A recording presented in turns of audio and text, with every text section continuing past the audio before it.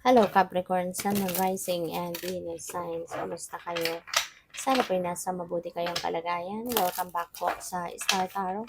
At kung bago kayo rito, welcome din po kayo. Please subscribe, like, share my videos, and leave me a comment kung naka-resonate kayo. So, tignan natin paunang mensahe ni Capricorn. We have the King of Swords. We have the Eight of Swords, and we have the Knight of Pentacles. So, Capricorn, parang ang iba sa inyo rito, siguro you may need to talk to someone. Pwede kailangan ninyo siguro dito ng kausap, makakapag-advise sa'yo, person that has an expertise sa kung ano man yung pinoproblema ninyo, kung meron, or someone no, that can give you sage advice, yung ganon. Someone matured or someone na ah, pupuwedeng merong mas mataas na kaalaman 'no, about something, about the specific area of life 'no, na meron kayong problema siguro. And that is the King of Swords. So, pupuwedeng lalapit ka sa isang katulad ni King of Swords na alam mo na siya yung makakapag-advice sa'yo ng tama, siya yung makakapagbigay sa'yo ng gabay 'no, na, magagawa ninyo that can help your situation to improve. So, with the Eight of Swords kasi, maybe you are negative thinking, no? You are thinking negatively, you are feeling negative, gano'n. At parang ano to eh, you are self-sabotaging. Sinasabotahe mo yung sarili mo dito. Kasi parang nagagaling lang yung negativity na to sa isip mo.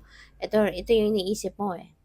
No? Kaya siguro hindi ka nakakausad, hindi ka move forward sa buhay, hindi nagpo-progress ang mga ginagawa ninyo kasi papaano nga magpo-progress kung napipigilan din ninyo yung sarili ninyo na umaksyon?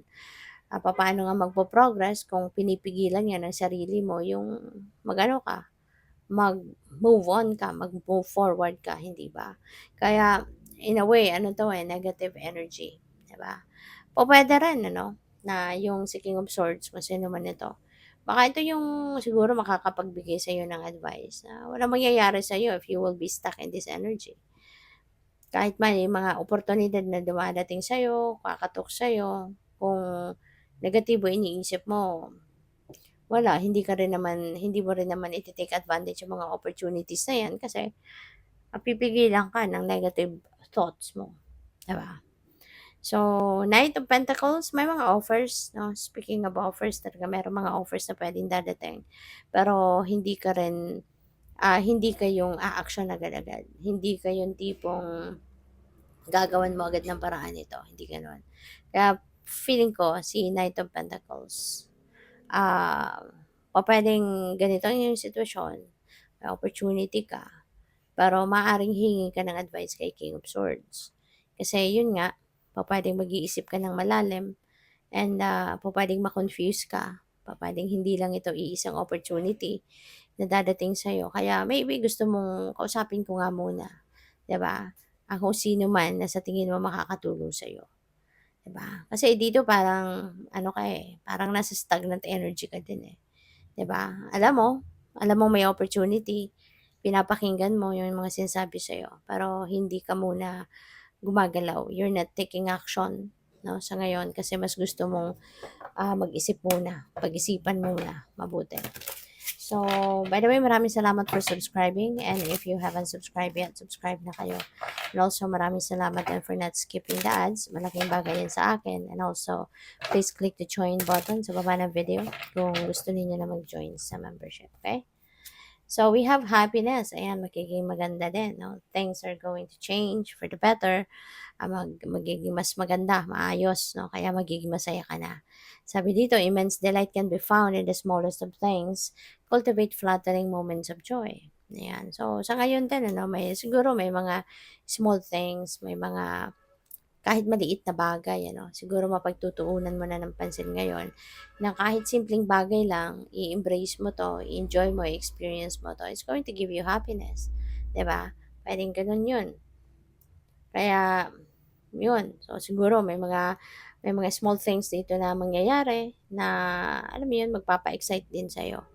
Hindi mo sukat akalain na kahit simpleng bagay na ganito pala ang mararanasan mo, magbibigay din sa'yo ng nag-iba yung saya, 'no. So, siguro meron kang bagong experience, 'no, sa ngayon na gano'n. Kaya kahit mga maliliit na bagay siguro from here on, maaaring matututunan mo ng ma-appreciate ito. So we have metamorphosis. Trust the process and be patient. Becoming cannot be rushed. Change is beautiful. So, yun, metamorphosis.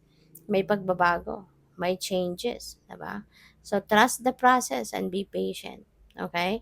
So, lahat, no, paalala lang ito din sa inyo na lahat ng bagay ay dumadaan sa tamang proseso.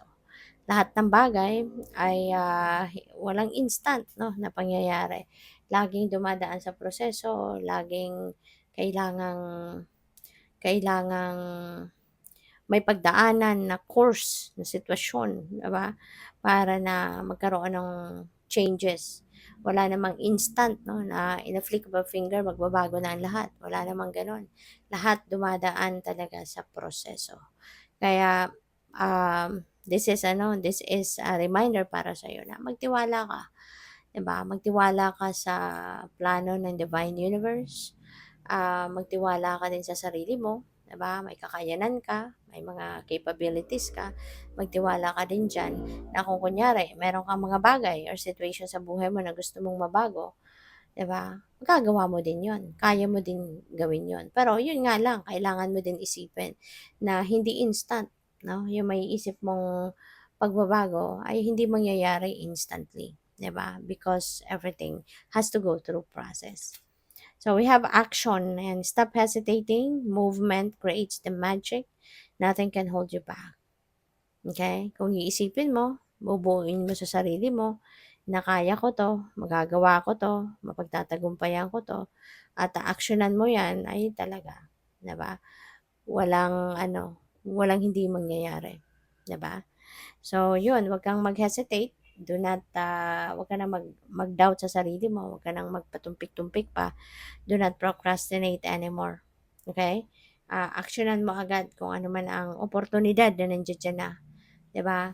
Sige, pag-aralan mo, isipin mo, no? And once na na-figure out mo na, naplano mo ng lahat, then take action towards that. Okay? Para na mabago na ang inyong sitwasyon, para na mag-improve na ang inyong kalagayan. So, we have clarity, no? At ngayon, malilinawan na din ang inyong isipan.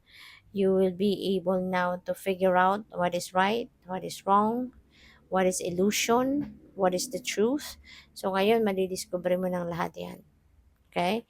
At makakatulong yan na makapag-desisyon ka ng maayos kasi magiging malinaw na sa'yo ang lahat. Makiklear na, no, yung isip mo. Kaya, good for you. So, good luck. Thank you for watching. Love and light. Namaste.